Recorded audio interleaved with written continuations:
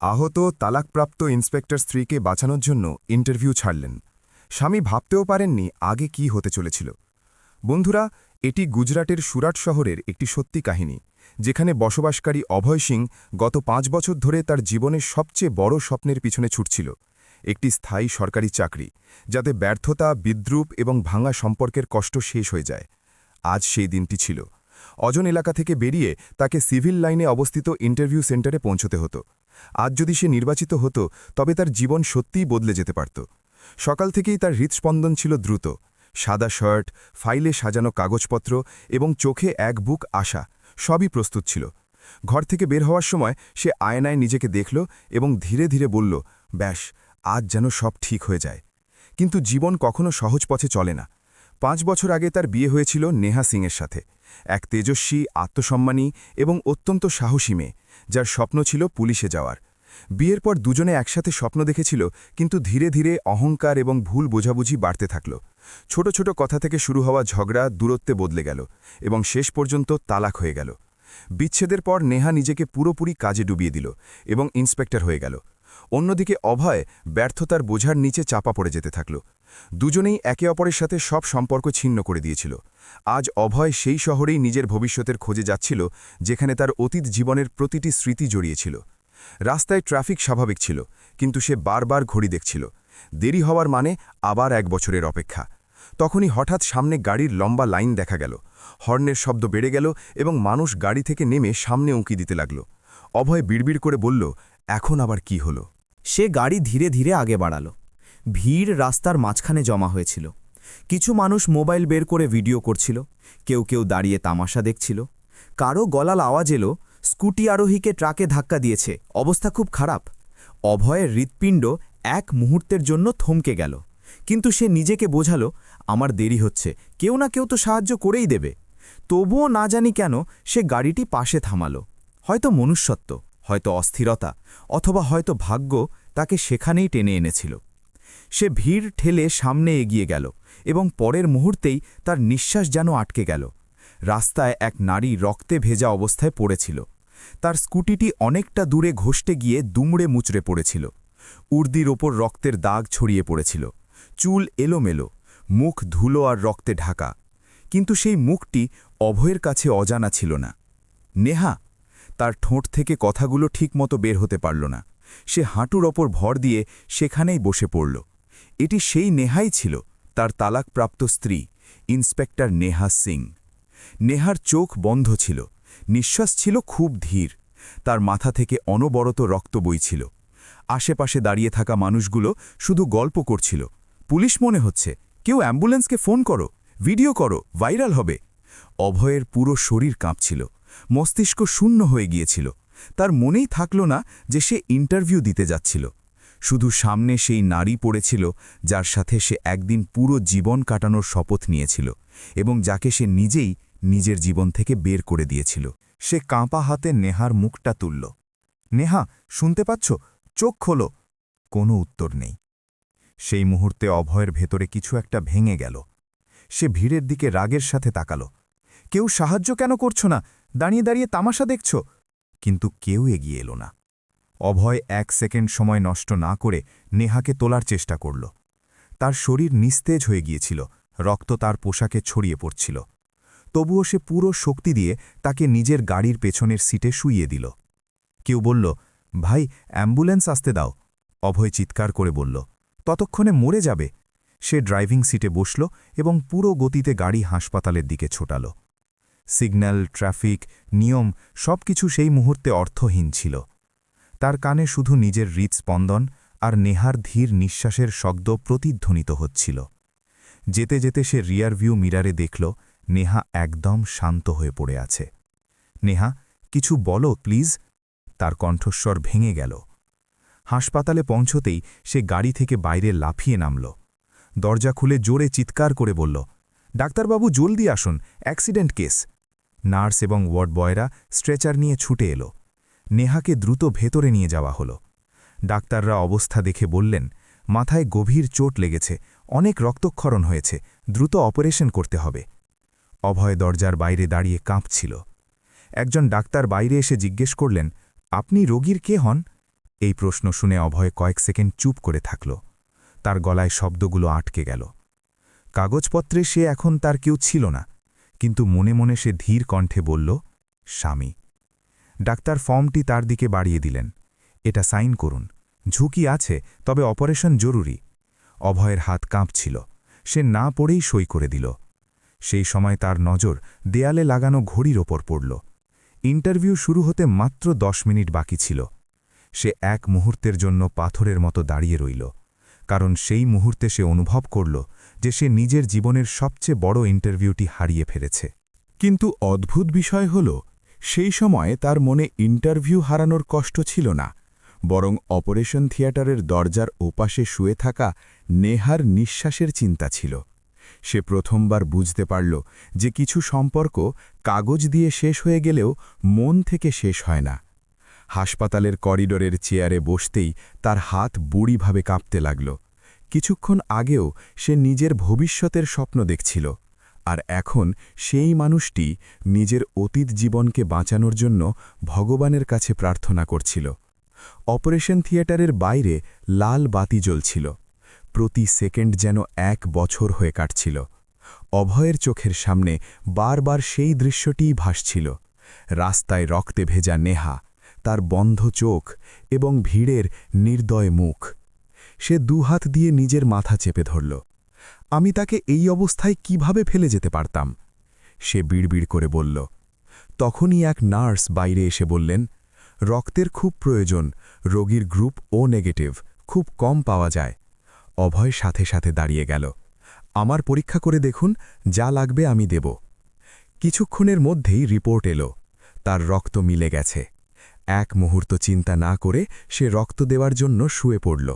সুই ফুটল, রক্তের ব্যাগ ভরতে লাগল, এবং তার মনে হল সে যেন নিজের রক্ত নয়, নিজের ভেতরে থাকা সমস্ত অভিযোগ বের করে দিচ্ছে। রক্ত দেওয়ার পর সে আবার সেই চেয়ারে এসে বসল।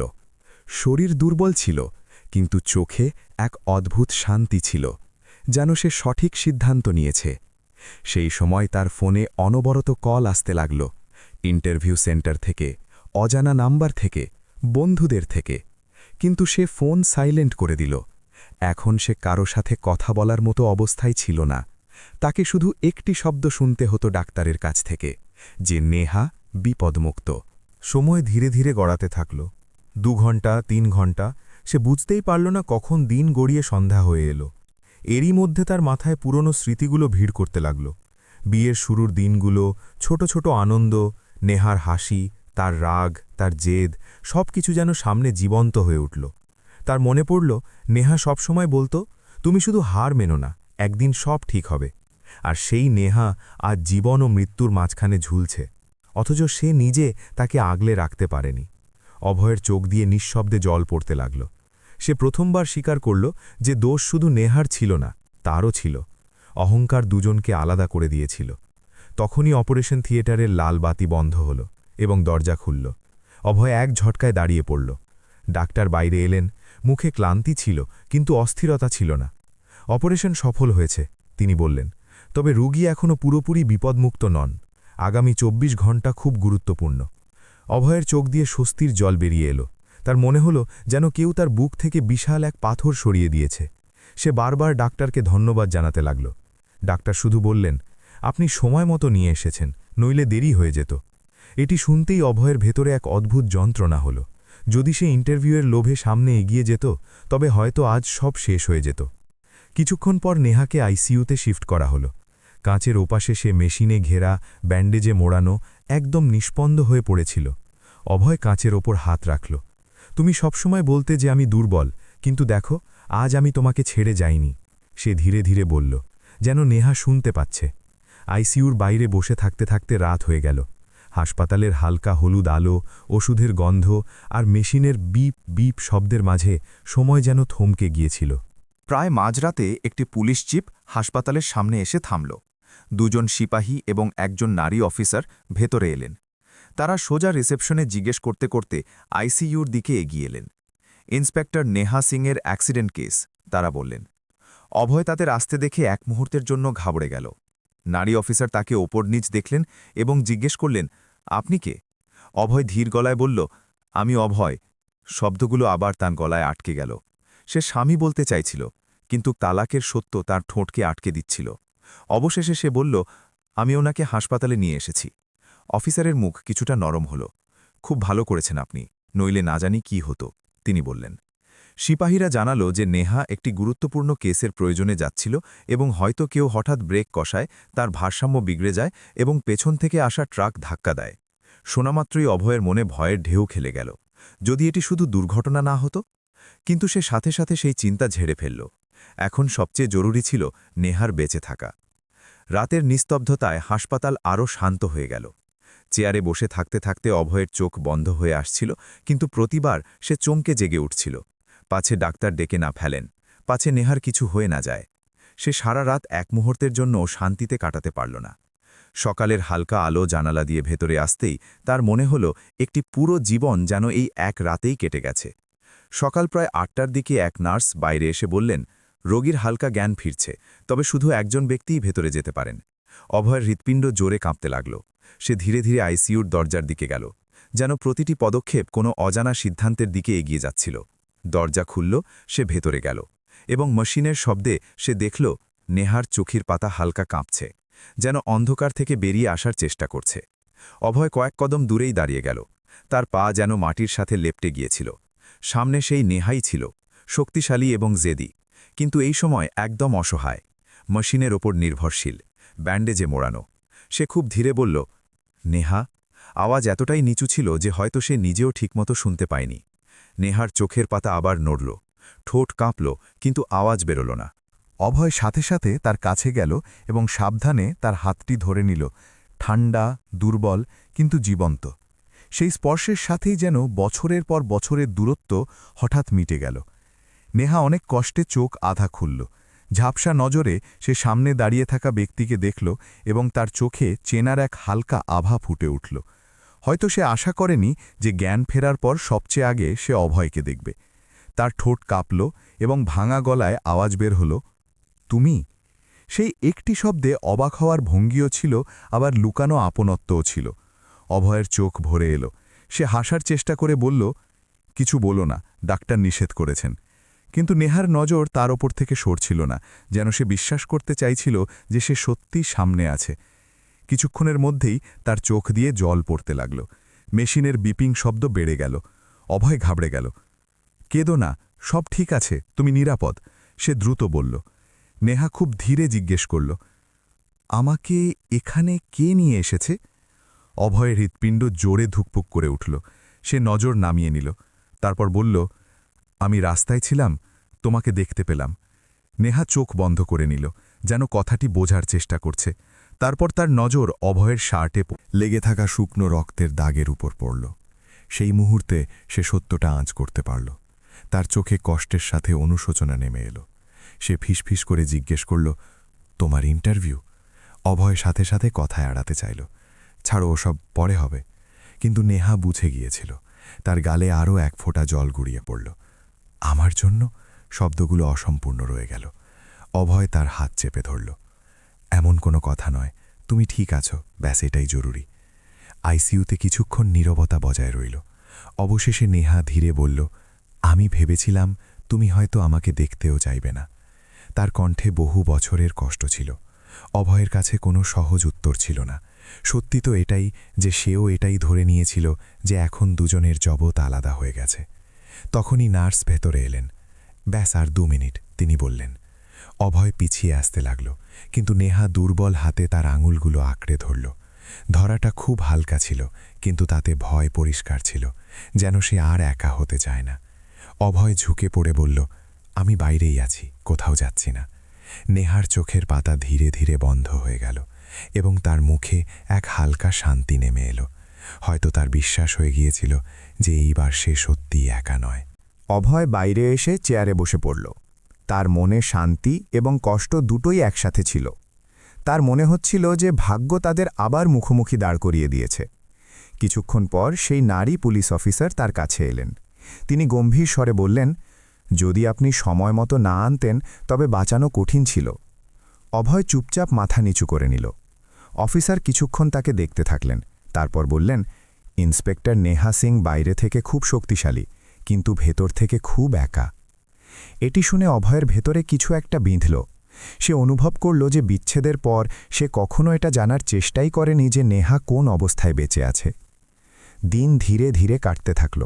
দুপুর নাগাদ ডাক্তার জানালেন যে বিপদ অনেকটাই কেটে গেছে, কিন্তু পুরোপুরি ঠিক হতে সময় লাগবে। এটি শুনে অভয় প্রথমবার স্বস্তির দীর্ঘশ্বাস ফেলল। সে ভাবল এখন হয়তো তার ফিরে যাওয়া উচিত। আসলে এখানে তার কোনো অধিকার ছিল না।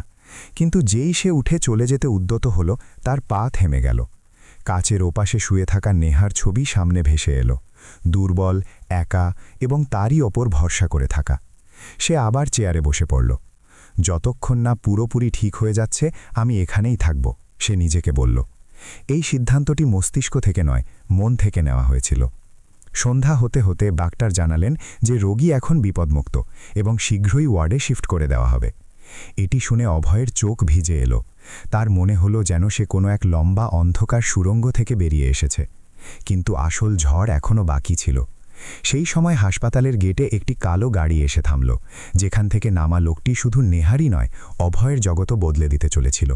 সে দ্রুত পায়ে ভেতরে এলো, সোজা রিসেপশনে পৌঁছালো এবং চড়া গলায় বলল, ইন্সপেক্টর নেহা সিং কোথায়? তার সাথে আরও দুজন লোক ছিল, যাদের চেহারা দেখে পরিষ্কার ছিল যে তারা কোনো সাধারণ ব্যক্তি নন। অভয় তাকে প্রথমবার দেখল, কিন্তু সেই লোকটির নজর যেই অভয়ের ওপর পড়ল, সে থেমে গেল। তুমি, সে অবজ্ঞার সাথে বলল, তুমি এখানে কি করছো? অভয় বুঝতে পারল এটি সেই ব্যক্তি যার কথা সে বিচ্ছেদের পর শুনেছিল, নেহার সিনিয়র অফিসার বিক্রম রাঠোর, যে তাকে খুব সাহায্য করে এবং তার ঘনিষ্ঠ বলে মনে করা হয়। বিক্রম ডাক্তারের কাছ থেকে সব তথ্য নিল, তারপর ঠান্ডা গলায় বলল, এখন থেকে বাকি দায়িত্ব আমরা সামলে নেব, আপনি আসতে পারেন। এটি শুনে অভয়ের ভেতরটা মোচড় দিয়ে উঠল, কিন্তু সে নিজেকে সামলে নিল। আমি ওনাকে এখানে নিয়ে এসছি, সে শান্ত স্বরে বলল। বিক্রম হালকা হাসল। ঠিক আছে, ধন্যবাদ, এখন আমরা আছি। সেই সময় নার্স জানালেন যে নেহাকে ওয়ার্ডে শিফট করা হচ্ছে এবং জ্ঞানও পুরোপুরি ফিরেছে।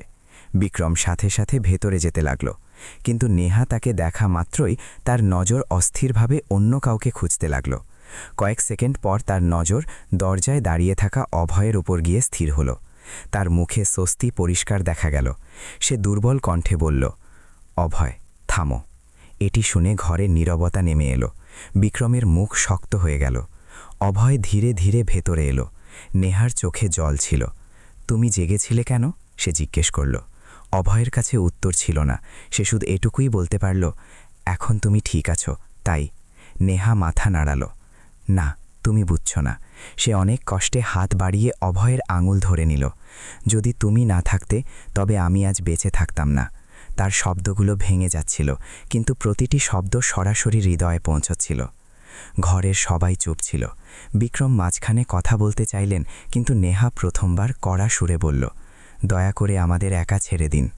সবাই যখন বাইরে চলে গেল, তখন ঘরে শুধু মেশিনের ধীর শব্দ আর দুজন মানুষের হৃৎস্পন্দনের নীরবতা রয়ে গেল। নেহা চোখ বন্ধ করে নিল, যেন সাহস জোগাচ্ছে। তারপর বলল, আমি ভেবেছিলাম তালাকের পর তুমি খুশি হবে, আমাকে ভুলে যাবে, কিন্তু আজ বুঝলাম কিছু সম্পর্ক শেষ হয় না। অভয়ের চোখ ভরে এলো। সে ধীরে ধীরে বলল, আমিও এটাই ভেবেছিলাম, কিন্তু যখন তোমাকে রাস্তায় ওই অবস্থায় দেখলাম, তখন শুধু মনে হলো যদি তোমার কিছু হয়ে যায় তবে আমি নিজেকে কোনোদিন ক্ষমা করতে পারবো না। নেহার চোখ দিয়ে জল বেরিয়ে এলো। আমিও ভুল ছিলাম। আমি সবসময় তোমার খামতিগুলো দেখেছি, তোমার কষ্ট বুঝিনি। কিছুক্ষণ দুজনেই চুপ থাকল। তারপর নেহা ধীরে জিজ্ঞেস করল, তোমার ইন্টারভিউ? এইবার অভয় নজর সরাল না। সে হালকা হাসল। হয়তো কপালে ছিল না। নেহার শ্বাস যেন আটকে গেল। তুমি আমার জন্য ছেড়ে দিলে? অভয় শুধু বলল, আমি কোনো অজানা মানুষকে বাঁচাচ্ছিলাম না, আমি তোমাকে বাঁচাচ্ছিলাম। সেই মুহূর্তে নেহা কেঁদে ফেলল। এই কান্না কষ্টের নয়, ভেঙে যাওয়া মন জুড়ে যাওয়ার কান্না ছিল। সে কাঁপা গলায় বলল, যদি যদি জীবন আমাদের দ্বিতীয় সুযোগ দেয়, তবে কি তুমি আবার? তার কথা পুরো হল না, কিন্তু অভয় বুঝে গেল। সে ধীরে ধীরে তার হাতটি নিজের দুই হাতের মধ্যে নিল এবং বলল, এইবার আমরা অহংকার দিয়ে নয়, উপলব্ধি দিয়ে সম্পর্ক করব। নেহার চোখে প্রথমবার এক পরম শান্তি নেমে এলো। কয়েক সপ্তাহ পর নেহা পুরোপুরি সুস্থ হয়ে গেল। অভয় ফিরে গেল নিজের স্বাভাবিক জীবনে, কিন্তু এখন সে আগের মতো ছিল না। একদিন তার বাড়িতে ডাকযোগে একটি খাম এলো। এটি সেই ইন্টারভিউ বোর্ডের পক্ষ থেকে ছিল। কাপা হাতে সে সেটি খুলল। তাতে লেখা ছিল যে তার অনুপস্থিতি সত্ত্বেও তার ত্যাগ এবং পরিস্থিতির সত্যতা যাচাই করার পর বোর্ড বিশেষ অনুমতি নিয়ে তার পুনরায় ইন্টারভিউ নিয়েছে এবং সে নির্বাচিত হয়েছে। চিঠিটি পড়তেই তার চোখ ভিজে গেল। সেই সময় দরজার ঘণ্টি বাজল। দরজা খুলতেই সামনে নেহা দাঁড়িয়েছিল, সাধারণ পোশাকে, কিন্তু চোখে সেই দৃঢ়তা আর আপনত্ব। হেসে বলল, মনে হয় ভগবান আমাদের সত্যি দ্বিতীয় সুযোগ দিয়ে দিয়েছেন। কয়েক মাস পর সুরাটের একটি ছোট মন্দিরে খুব সাধারণ অনুষ্ঠান হল। কোনো শোরগোল নেই, কোনো লোক দেখানো ব্যাপার নেই, শুধু কিছু ঘনিষ্ঠ মানুষ আর দুটি মন, যারা একবার ভেঙে গিয়ে এখন উপলব্ধির সাথে জুড়ে যাচ্ছিল। অভয় আবার নেহার সিঁথিতে সিঁদুর পরিয়ে দিল, এবং এইবার দুজনের চোখেই জল ছিল, কিন্তু কোনো ভয় ছিল না। পণ্ডিতের মন্ত্রপাঠের মাঝে নেহা ধীরে বলল, এইবার আমি তোমাকে কখনো ছেড়ে যাব না। অভয় হাসল, আর এইবার আমি তোমাকে কখনো একা ছাড়ব না। মন্দিরের ঘণ্টার আওয়াজে যেন তাদের নতুন শুরুর প্রতিধ্বনি মিশে গেল। বন্ধুরা, এই গল্পের শিক্ষা এটাই যে সত্যিকারের সম্পর্ক সেটা নয় যা সব সময় পাশে থাকে, বরং সেটা যা সবচেয়ে কঠিন সময়েও মন থেকে জুড়ে থাকে। অহংকার সম্পর্ক ভেঙে দেয়, কিন্তু ত্যাগ সেগুলোকে আবার জুড়ে দিতে পারে। কখনো কখনো জীবন আমাদের পরীক্ষা নেয় যে আমাদের কাছে বেশি গুরুত্বপূর্ণ কি, সাফল্য নাকি মনুষ্যত্ব। এবার আপনি বলুন, যদি আপনি অভয়ের জায়গায় থাকতেন তবে কি করতেন? নিজের স্বপ্নের ইন্টারভিউ বেছে নিতেন, নাকি সেই মানুষের প্রাণ যার সাথে সম্পর্ক ভেঙে গেছে কিন্তু মন এখনও জুড়ে আছে? যদি এই কাহিনীটি আপনার হৃদয় ছুঁয়ে থাকে তবে অবশ্যই শেয়ার করবেন। দেখা হবে পরের গল্পে। ততক্ষণ নিজের খেয়াল রাখুন। জয় হিন্দ।